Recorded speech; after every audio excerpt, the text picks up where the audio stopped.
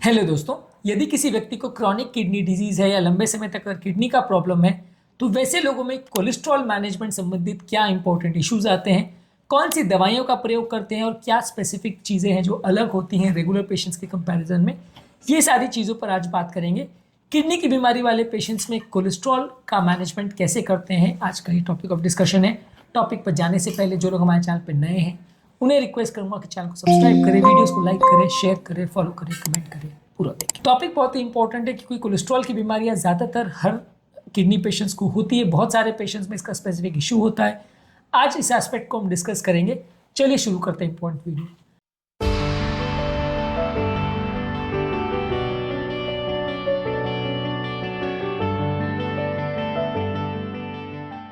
सबसे पहले ऑब्वियसली किसी भी पेशेंट का आप किडनी प्रोफाइल चेक करेंगे कि यूरिया क्रिएटिनिन वैल्यूज कितना है, उसका ईजीएफआर कितना है और किडनी का ओवरऑल स्ट्रक्चर और कंडीशन कैसा है। इसके बाद आप पेशेंट का चेक करेंगे लिपिड प्रोफाइल, यानी पेशेंट का कोलेस्ट्रॉल वैल्यूज कैसा है, एलडीएल कैसा है, एचडीएल कैसा है, ट्राइग्लिसराइड कैसा है। ज्यादातर आजकल फोकस एलडीएल और ट्राइग्लिसराइड्स पर ही ज्यादा होता है। एलडीएल, एचडीएल और ट्राइग्लिसराइड्स के क्या इंपॉर्टेंट इश्यूज होते हैं और कौन कौन सी चीजों से ये बढ़ते हैं, कम होते हैं, ये सारी चीजें हमने अपने कोलेस्ट्रॉल वाले चैनल पर वीडियोस में डिस्कस किए, इन्हें जरूर चेकआउट करें। पहले बात करेंगे इसमें डाइट और लाइफस्टाइल संबंधित क्या मैनेजमेंट करना होता है। इसमें आपको एक हेल्दी डाइट लेना है जिसमें सैचुरेटेड फैट्स कम रहेगा, फ्रूट्स वेजिटेबल ज़्यादा लेना है, होल ग्रेन ज़्यादा लेना है, फैट फ्री प्रोटीन ज़्यादा लेना है। ओवरऑल एक मेडिटेरियन डाइट जो कि हाइपरटेंसिव पेशेंट्स में भी रिकमेंडेड होता है वो आपको लेना चाहिए। इसके अलावा आपको वजन कम करना है क्योंकि ज़्यादा वेट होना डायरेक्टली इनडायरेक्टली आपके कोलेस्ट्रॉल वैल्यूज़ को अफेक्ट करता है। रेगुलर एक्सरसाइज करनी है, स्मोकिंग बंद करना है, अल्कोहल लेते हैं तो उसे बंद करना है, कोई और व्यसन जैसे तंबाकू वगैरह है तो उसे बंद करना है। ये सारी चीज़ें लाइफस्टाइल रिलेटेड चेंजेस है जो आपको करने की आवश्यकता है। कोलेस्ट्रॉल पेशेंट में लाइफस्टाइल संबंधित क्या इंपॉर्टेंट इश्यूज होते हैं ये ऑलरेडी हमने अलग वीडियोस में डिस्कस किया है, इन्हें जरूर चेकआउट कर लीजिए। इसके बाद दवाइयों की जहाँ तक बात आती है, ज़्यादातर कोलेस्ट्रॉल वाले पेशेंट में आप स्टैटिन यानी कोलेस्ट्रॉल कम करने वाली जो सबसे मेन मेडिसिन है HMG-CoA रिडक्टेज इनहिबिटर्स, इनको यूज़ करते हैं। ये किडनी की बीमारी में तो बहुत ज़्यादा हेल्प नहीं करती, लेकिन कोलेस्ट्रॉल कम करके किडनी की बीमारी में जो हार्ट के प्रॉब्लम्स होते हैं उनको कम करने में काफ़ी इंपॉर्टेंट इसका योगदान है। काफ़ी स्टडीज़ में इसमें ये ट्राई किया गया कि किडनी की बीमारी के पेशेंट्स में जहाँ कोई ब्लॉकेज नहीं है किडनी की नली का, वहाँ पे इस दवाई का कोई रोल है क्या, तो वहाँ पे स्टडीज ज़्यादातर नेगेटिव आई। तो इसलिए अगर आइसोलेटेड किसी को किडनी का प्रॉब्लम है और नलियों का ब्लॉकेज नहीं है, प्लस अगर कोलेस्ट्रॉल ज़्यादा नहीं है, प्लस अगर हार्ट का प्रॉब्लम नहीं है, तो वहाँ इस दवाई का कोई रोल नहीं है। हाँ, किडनी की बीमारी के पेशेंट में अगर कोलेस्ट्रॉल ज़्यादा है या हार्ट का प्रॉब्लम है या किडनी की नलियों में कोई कोलेस्ट्रॉल डिपोजिशन है तो वहाँ पे इस दवाई का डेफिनेटली रोल है, इसको देना चाहिए। ये बेस्ट और सबसे स्टैंडर्ड दवाई मानी जाती है। ये अगर नहीं रिस्पॉन्ड कर रही है और टारगेट पेशेंट का अचीव नहीं हो रहा है या इस दवाई से साइड इफेक्ट हो रहे, खासकर मसल पेन, तो आप एजेटिमिब का प्रयोग कर सकते हैं जो कि एलडीएल को कम करता है। इसके अलावा आप PCSK9 इनहिबिटर्स का प्रयोग कर सकते हो, ये बहुत हाई कोलेस्ट्रॉल वैल्यूज़ के लिए यूज़ करते हैं। जहाँ पेशेंट स्टैटिन और एजेटिमिब दोनों को रिस्पॉन्ड नहीं कर रहा है वहाँ पे इसको प्रयोग करते हैं, पर ये काफ़ी कॉस्टली है तो इसको कम केसेस में यूज़ करते हैं। फिनोफिब्रेट्स का प्रयोग ज़्यादातर ट्राइग्लिसराइड लेवल्स को कम करने के लिए किया जाता है। ज़्यादातर किडनी वाले पेशेंट में इसका प्रयोग कॉशियसली करना चाहिए क्योंकि इसके साइड इफेक्ट्स किडनी पेशेंट में ज़्यादा हो सकते हैं। इसके अलावा आप ओमेगा-3 फैटी एसिड्स का प्रयोग कर सकते हो ट्राइग्लिसराइड को कम करने के लिए।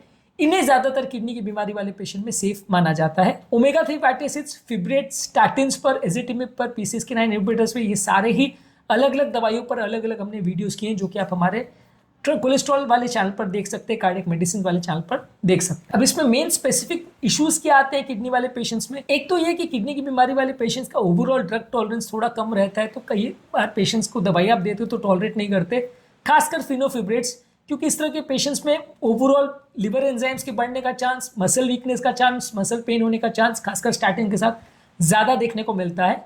इसके अलावा किडनी की बीमारी के पेशेंट्स कई बार बाकी बहुत सारी दवाई ले रहे होते हैं, खासकर इम्यूनोसप्रेसिव मेडिसिन, तो इससे रिएक्शन होने का चांस भी ज़्यादा रहता है। इसके अलावा इम्यूनोसप्रेसिव मेडिसिन जो पोस्ट ट्रांसप्लांट पेशेंट में यूज़ होते हैं, इसका कई बार कोलेस्ट्रॉल मेटाबॉलिज्म पर भी इफेक्ट होता है, तो वो भी थोड़ा सा इशू होता है। कई मेडिसिन को डोज भी एडजस्ट करना पड़ता है। यदि आप किडनी की बीमारी में हाई डोज कोलेस्ट्रॉल की मेडिसिन देते हो तो इनकी डोज को थोड़ा एडजस्ट करके या थोड़ा कम करके देना पड़ता है, नहीं तो साइड इफेक्ट्स का रिस्क थोड़ा ज़्यादा होता है।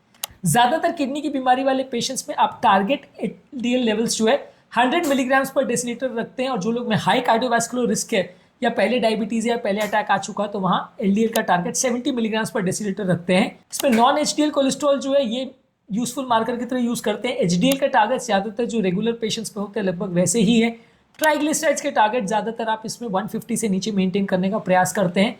हालांकि इसमें उतना ज़्यादा रिस्क नहीं है ट्राइग्लिसराइड्स का जितना डायबिटिक पेशेंट में होता है या ऑलरेडी हार्ट अटैक आया उनको, लेकिन फिर भी उसको मान के चल सकते हैं कि आप ट्राइग्लिसराइड्स को 150 के नीचे मेंटेन करने का प्रयास करें, दवाइयों के द्वारा या बगैर दवाई के द्वारा। Overall cholesterol management kidney disease वाले पेशेंट्स में ज़्यादातर स्टैंडर्ड वही गाइडलाइंस फॉलो होती है जो रेगुलर पेशेंट में होती है। हालांकि इसमें थोड़ा सा ज़्यादा अग्रेसिव मैनेजमेंट किया जाता है, दवाइयों के साइड इफेक्ट्स होने का चांस ज़्यादा रहता है, ओवरऑल थोड़े इश्यूज होने का चांस ज़्यादा रहता है। एक स्पेसिफिक इसमें और इशू आता है कि अगर किसी व्यक्ति को नेफ्रोटिक सिंड्रोम है, यानी किडनी में प्रोटीन ज़्यादा लीक होने का इशू है, तो वहाँ कोलेस्ट्रॉल लेवल्स और ज़्यादा बढ़ जाते हैं क्योंकि वहाँ बॉडी एक्स्ट्रा कोलेस्ट्रॉल बनाने लगती है क्योंकि बॉडी में प्रोटीन्स की कमी हो जाती है। तो काफ़ी किडनी डिजीज़ वाले पेशेंट में हार्ट अटैक का रिस्क इसलिए बढ़ जाता है क्योंकि वहाँ पे नेफ्रोटिक सिंड्रोम होता है। नेफ्रोटिक सिंड्रोम में कोलेस्ट्रॉल का क्या इश्यूज होते हैं और क्यों होता है उसको हमने एक अलग वीडियो में पूरा डिटेल में डिस्कस किया है, उसे आप ज़रूर देख लीजिए। पर ओवरऑल ये मान लीजिए कि ये एक और स्पेसिफिक इशू है जहाँ किडनी की बीमारी की वजह से कोलेस्ट्रॉल मेटाबॉलिज्म अफेक्ट होता है और इसमें आपको एक्स्ट्रा डोज मेडिसिन का देना पड़ता है ताकि बीमारी बेटर वे में कंट्रोल हो सके। ओवरऑल ये सारी चीज़ में पेशेंट एजुकेशन ज़रूरी है। पेशेंट के आप सपोर्ट ग्रुप्स बना सकते हैं ताकि ओवरऑल काउंसलिंग वगैरह थोड़ी बेटर रहे, लाइफस्टाइल चेंजेस के बारे में पेशेंट को आप बेटर समझा सको और वो एक दूसरे को भी बेटर समझा सके। ओवरऑल किडनी की बीमारी वाले पेशेंट्स में कोलेस्ट्रॉल मैनेजमेंट एक मल्टी डिसिप्लिनरी अप्रोच है जहाँ kidney specialist, heart specialist, cholesterol specialist और बाकी स्पेशलिस्ट सब मिलकर मैनेज करते हैं। और अगर यदि कोई दवा रिलेटेड कोई स्पेसिफिक इफेक्ट्स आते हैं या साइड इफेक्ट्स आते हैं तो उसको अलग तरह से मैनेज करना पड़ता है। इस तरह के पेशेंट में रेगुलर फॉलोअप्स जरूरी है, रेगुलर कोलेस्ट्रॉल को और किडनी फंक्शन को चेक करते रहना जरूरी है। एटलीस्ट एवरी 6 मंथ्स में एक बार कोलेस्ट्रॉल वैल्यूज चेक करना जरूरी है ताकि आपको पता चले कि जो दवाई आप दे रहे हो वो इफेक्टिव हो रही है नहीं, डोजेस चेंज करने की ज़रूरत तो नहीं है, और अगर कोई स्पेसिफिक साइड इफेक्ट्स आ रहे हैं तो दवाओं को चेंज करने की आवश्यकता हो सकती है। आज के टॉपिक में हमने बात करी यदि किसी व्यक्ति को किडनी का प्रॉब्लम है और साथ में कोलेस्ट्रॉल का प्रॉब्लम है तो क्या स्पेसिफिक इश्यूज आते हैं और क्या डाइटरी स्ट्रैटेजीज में चेंज करने की ज़रूरत है, क्या इंपॉर्टेंट मॉडिफिकेशन करने की ज़रूरत है, कौन सी दवाएं यूज़ करने की ज़रूरत है। इन सारी चीज़ों पर हमने बात करी। उम्मीद करूँगा कि आज के टॉपिक में कुछ नया जानने को मिला हो। कोलेस्ट्रॉल संबंधित और किडनी डिजीज संबंधित हमारे सेपरेट चैनल्स हैं, इसमें बहुत सारे वीडियोज़ अवेलेबल है। जो भी चीज़ आप डिटेल में देखना चाहेंगे उसमें आपको मिल जाएगा। इन दोनों चैनल्स के लिंक मैं डिस्क्रिप्शन बॉक्स में छोड़ दे रहा हूँ, आप इन्हें ज़रूर चेकआउट करें। टॉपिक एंड करने से पहले जो लोग हमारे चैनल पर नए हैं उन्हें रिक्वेस्ट करूँगा कि चैनल को सब्सक्राइब करें, वीडियोज़ को लाइक करें, शेयर करें, फॉलो करें, कमेंट करें, पूरा